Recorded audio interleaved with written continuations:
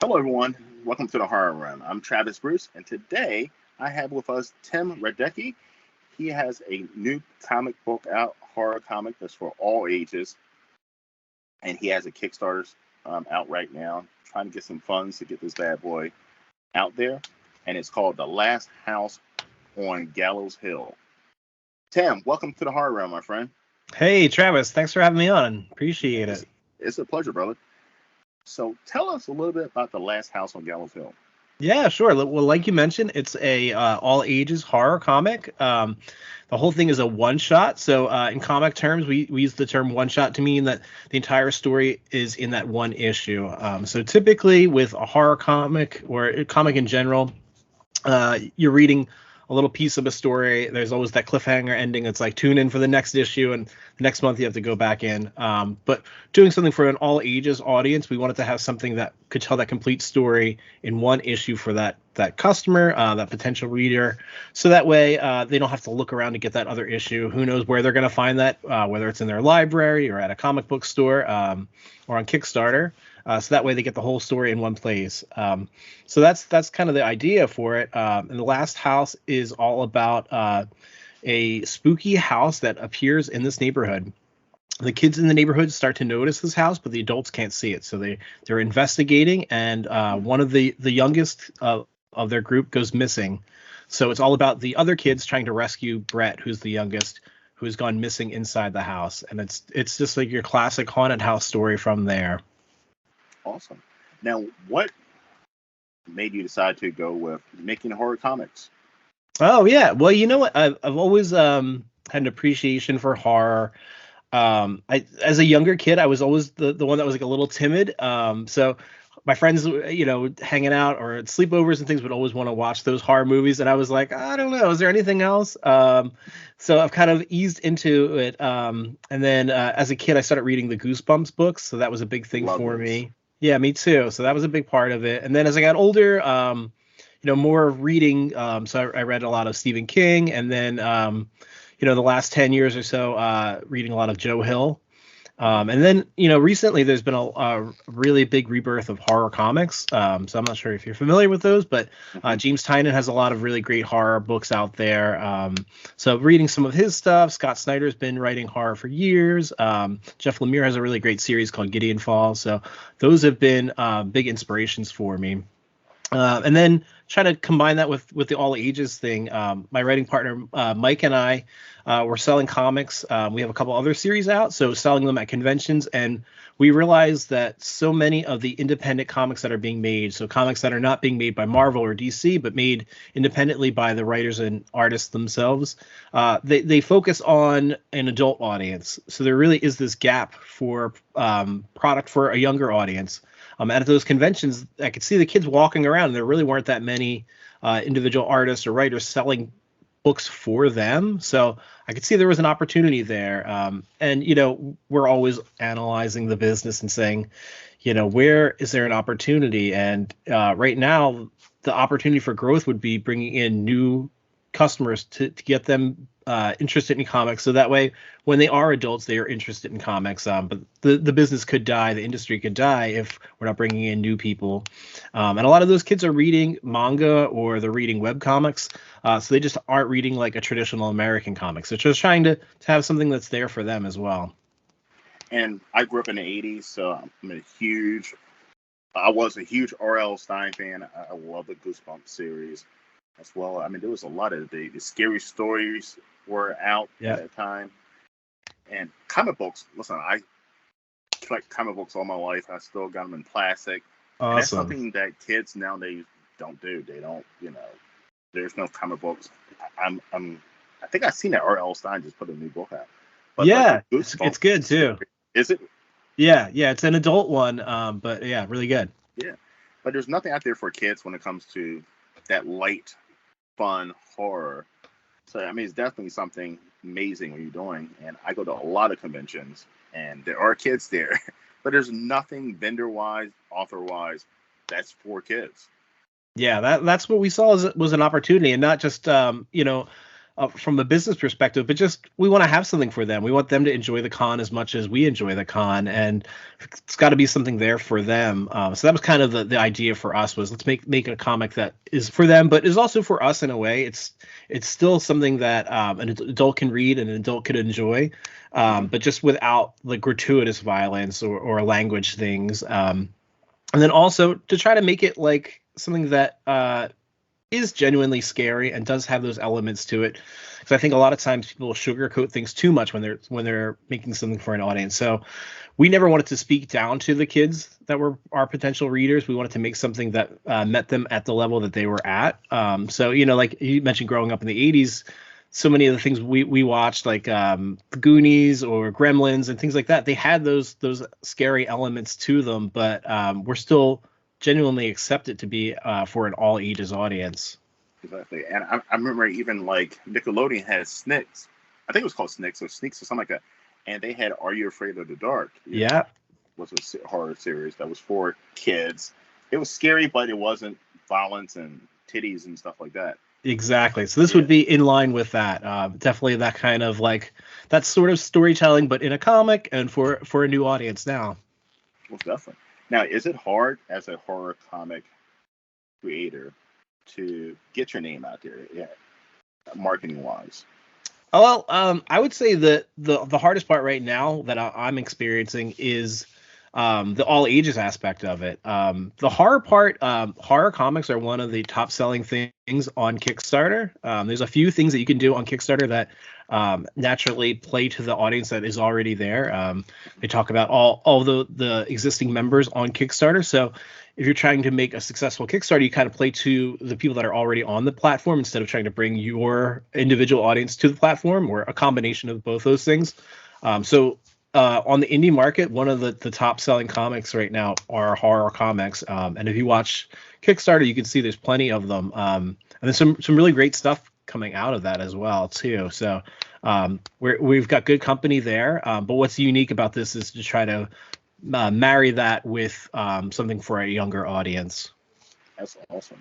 And one of the things you said are horror conventions. So I don't know if you see my channel. I go to horror conventions all throughout the country. It's one of the things I do. And I videotape them. And I like to speak into the vendors and authors. And when it comes to me, like horror comics, I purchase majority of my horror comics from horror conventions, and they're from independent creators. I always get their autograph, and conventions are a great place for, especially if you're doing horror comics and you're not in one of those DC Marvel range. Horror conventions are excellent. That's awesome to hear. We took a couple years off of our convention schedule with COVID and just kind of bouncing back. We started a couple new projects during COVID, so then we've just been out of the convention circuit for a little bit. But I'm looking forward to starting to do some more horror specific conventions now that we've got 2 books that would be in the horror realm. Our first book was called Superbud. That's an action comedy, so it didn't really play to that audience. But we've got 2 books out now that'll be horror based. So in 2024, we're going to do several conventions. I'm going to add some horror conventions to the list. I think there's one coming up here. I'm from Philadelphia, so there's one coming up in this area. Oh, awesome. I just heard it on the radio. Nice. And by the way, go Birds. Yeah. I'm an Eagle fan. Oh, awesome. Yeah. They're doing well. They don't need our extra help. Yes. They've got it going on. But that's awesome. Yeah. Well, I'll connect with you afterwards. You can let me know how the convention goes, because I was thinking about that when I heard it on the radio yesterday. Yes. I think this might be its first time. Is it? Yeah. It's what it sounded like. Yeah. I've never heard this convention before. Somebody randomly posted it. I looked at the lineup. I was like, Ozzy Osbourne and Bonnie Adams. I was like, this is a nice little lineup. Yeah, and I saw, I forget which movie it was. There's a new movie coming out, and they had the whole cast from it that's going to be there. So it sounded like a really cool thing. Yeah, I think the new Exorcist. Yeah, is going to be there. Yeah, which is pretty cool. All right, so you've always been a horror fan as well as a comic book fan. So definitely mixing them two are great. When it comes to a horror fan, what are some horror movies that you've always gotten some inspiration from? Oh, okay. Well, so it's funny when I was really young, I was always afraid of those. So it was always like the kind of over the top kind of ones that we would watch as a kid that I kind of like. It was so ridiculous. I would find humor in those, like the like middle range of the Halloween movies that were just like Michael Myers had gone a little Yes. bit too out there. Yeah. Those when Scream came out, I thought that was like huge for me. That was the one we watched over and over again for years, just because it Amazing. played on the genre. It was something a little bit more unique. There was humor to it. It was sort of meta in a way. Hmm.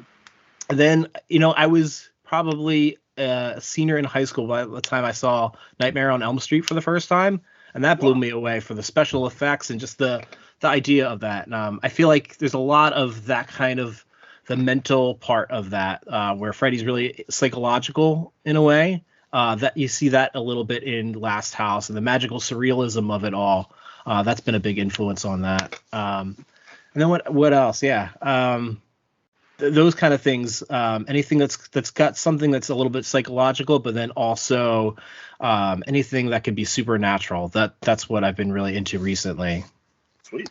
Are there any horror comic book creators that you get some inspiration from that you like to read? Yeah, I've read a ton in the last few years because before that I was primarily reading a lot of like the Image comics, so a lot of the independent comics that weren't quite Marvel or DC, but those tended to be just crime noir or just like dramatic pieces like that. But recently, in the last few years, I've read a lot of horror.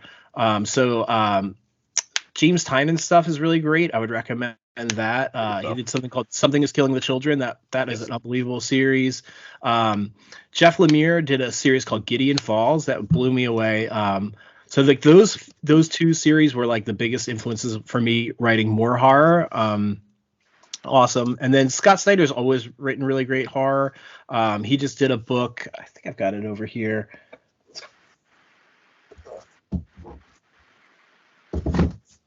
Sorry, I had to grab my book stack. It's called A Night of the Ghoul. Really, really awesome book. It's with Francesco Francavilla, who is one of my favorite artists. He and Scott had worked together a lot in the past. So to see those two reunited on like a creator-owned book, really awesome. That one's definitely great. Really, really worth seeing. I'm writing down that one down on my list. Yeah, definitely worth checking out. Now, when it comes to your Kickstarter, are there any excellent perks that you're offering? Yeah, so we try to do something that's unique that you can't get at a normal convention. So with this one, we have a variant cover done by Kaylin Smith, who's a pretty well-known artist on like the independent circuit. She does a lot of art, but she also writes her own stuff as well. So she's got a few books that she's written and draws herself. So we've got that, and then something that's unique in the comic sphere is we're doing a hardcover version of it. So typically, you get a hardcover for a larger collection, like a volume or an omnibus or something like that. But we're doing one for this individual comic. It's only 28 pages, so it'll almost feel a little bit more of like a kid's book would be, where they're usually hardbound. So that way it just plays a little bit better to our audience of like a younger audience. It's something that's great. You can put it on the bookshelf. We did one with our last comic called Grave Brigade. So that should actually be getting back from the printer very soon. We're looking forward to that. But just getting positive feedback from that campaign, that people really like the idea of having like a tangible hardcover that they can put on their bookshelf. They can reference it. They could show it to people versus a floppy comic. You typically that goes into your short box or your long box and stays there and, Hmm. collects dust in the box. This is something it's a piece that can kind of sit on your shelf. Amazing. Now, are you a comic book collector yourself? Yes. Yep. Yeah. I've been collecting since like 1988. What's your biggest masterpiece collector comic you have? Oh, like one single comic? Yeah. Oh, that's a good question.